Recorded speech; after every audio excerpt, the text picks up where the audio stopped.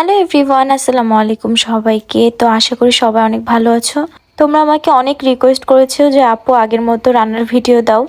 তো যাই হোক, বিশেষ করে আপুদের জন্য আজকের এই ব্লগটা। আর যে ভাইয়ারা রান্না করতে জানেন না, তারা আমার এই ব্লগটা দেখলে খুব সহজেই রান্না করতে পারবেন।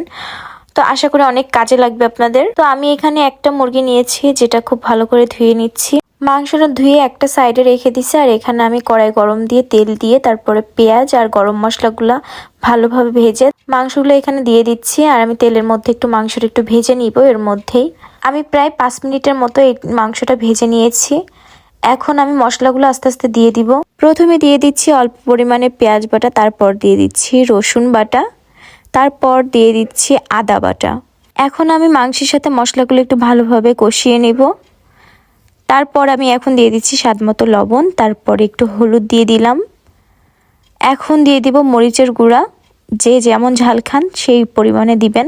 তারপর দিয়ে দিচ্ছি জিরা গুঁড়া। এখন আমি প্রায় 10 মিনিটের মতো এটাকে ভালো করে কষিয়ে নিব। তারপর 10 মিনিট পর আসছি। এই যে 10 মিনিট পরে একদম ভাজা ভাজা হয়ে গেছে, তার মধ্যে আমি কিছু কাঁচামরিচ অ্যাড করে দিলাম। দেন দেখেন মাংসের কালারটা কীরকম আসছে। আমি কিন্তু ঝাল পরে আর একটু অ্যাড করেছিলাম, যেহেতু আমি একটু ঝাল বেশি খাই, তার জন্য একটু ঝালটা একটু বেশি দিয়েছি। আর আমি মাংস রান্না করব, আলু দিব না, এটা কি হয়? এই তো আলু দিয়ে দিচ্ছি এখন। তো আমি বেশি পরিমাণে আলু দিইনি, মুরগি অনুযায়ী অল্প করে আলু দিয়েছি।